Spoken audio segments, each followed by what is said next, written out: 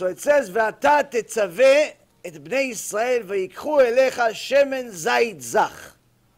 It says, "You shall command the children of Israel that they shall take for you clear olive oil." What's clear olive oil?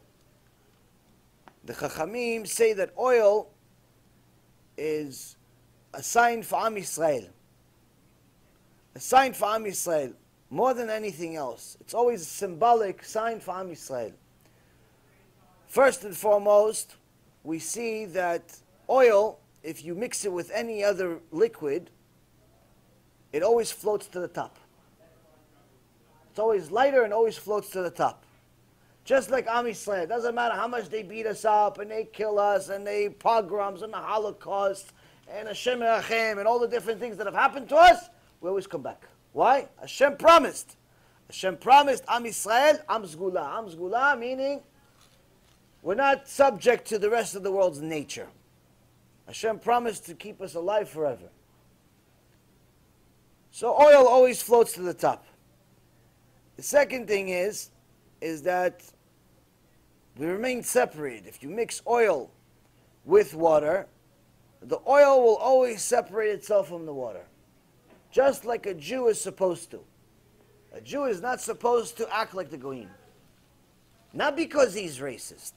Not because he doesn't like the Goyim. It has nothing to do with that. It's because the Goy has a certain role in the world, and the Jew has a certain role in the world. It's as simple as it gets. It has nothing to do with racism. Racism is based on mankind. Racism is based on your opinion, my opinion, which are flawed. Why? Because our opinions change every week. Last week you like blue, this week you like black, next week you're going to like red, and every week you're going to change your opinion. Last week you like steak, next week you're a vegetarian, the week after that you only eat taref, and Shem Hachem, people's opinions change all the time.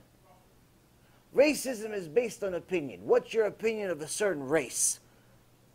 Last week he liked the Indian people, and this week he doesn't like the Egyptian ones, and this week he doesn't like the Yemenite, or the Ashkenazi, or the Sephardi, or the this one, or that one. It's all shtuyot. It's mankind's opinion. The Torah doesn't have racism. The Torah has God's opinion. What's God's opinion? He says the Jew has a role in the world. The role of the Jew is to be a light to the nations, meaning you have to lead by example.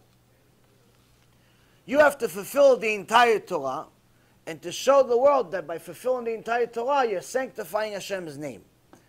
You're encouraging other people to also want to sanctify Hashem's name, either as a non-Jew or as a Jew. If they're already Jewish, then you're encouraged just by your behavior. You're encouraging them to stay connected to Hashem. If they're not Jewish, perhaps you're encouraging them to want to become Jewish and convert.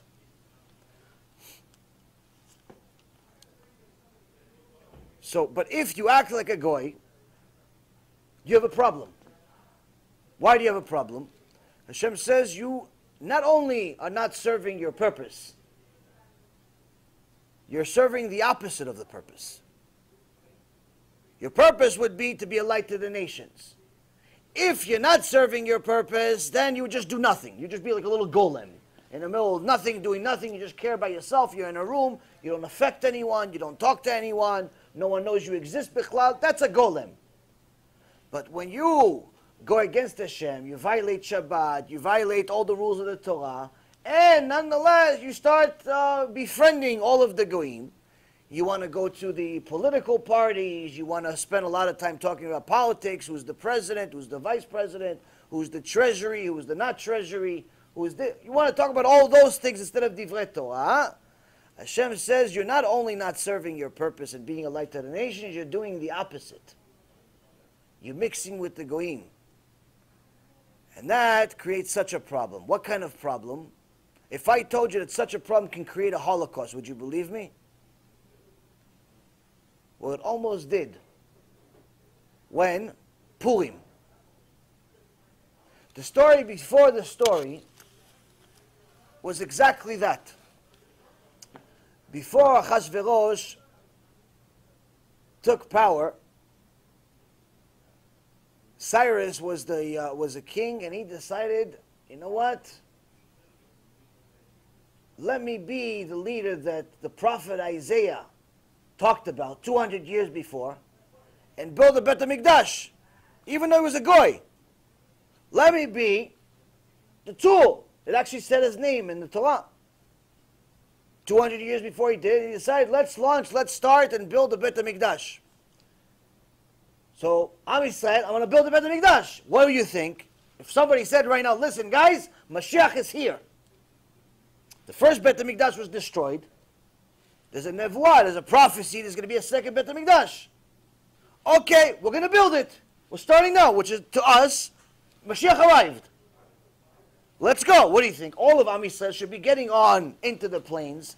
El Al, Jet Blue, this blue, that blue. Every flight goes to Eretz Yisrael. Why? MaShiach is here.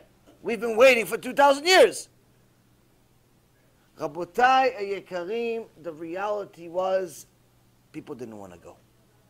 What do you mean didn't want to go? Out of millions of Jews around the world that heard the news that they're building the Bet HaMikdash, only 42,000 went to Eretz Yisrael. Why?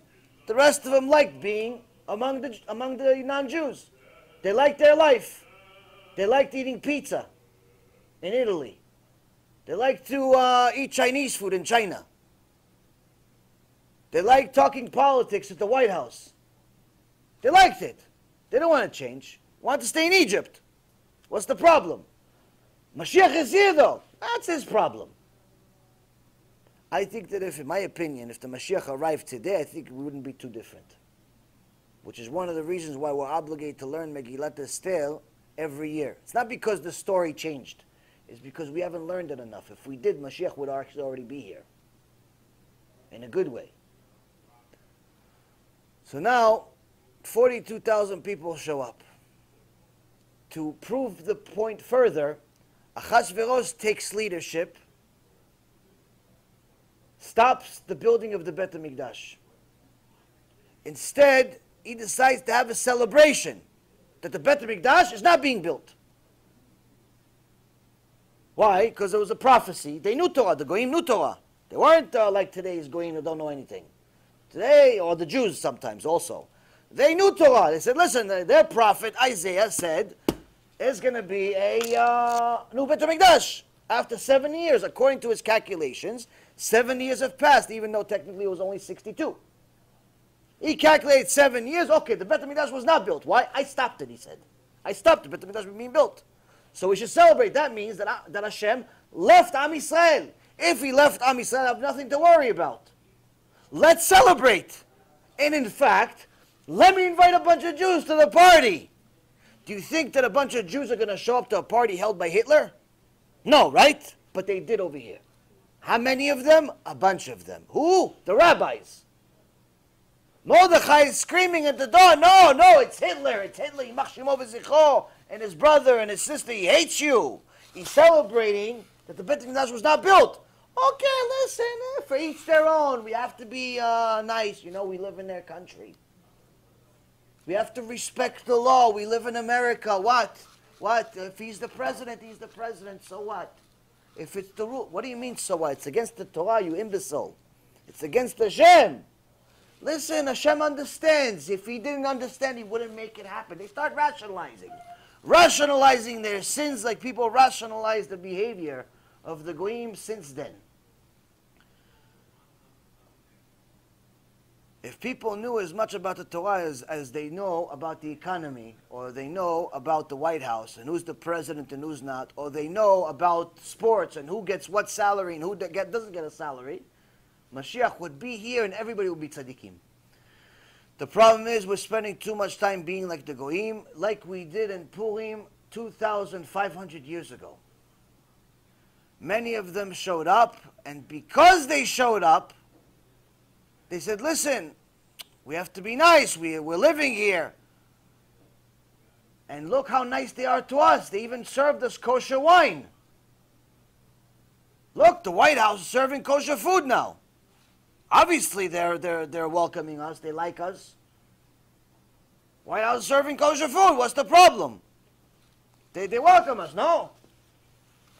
Rabotai Yekarim, the White House back then also served kosher food. And then Achashverosh, Yimach Shimo v'Zichro, came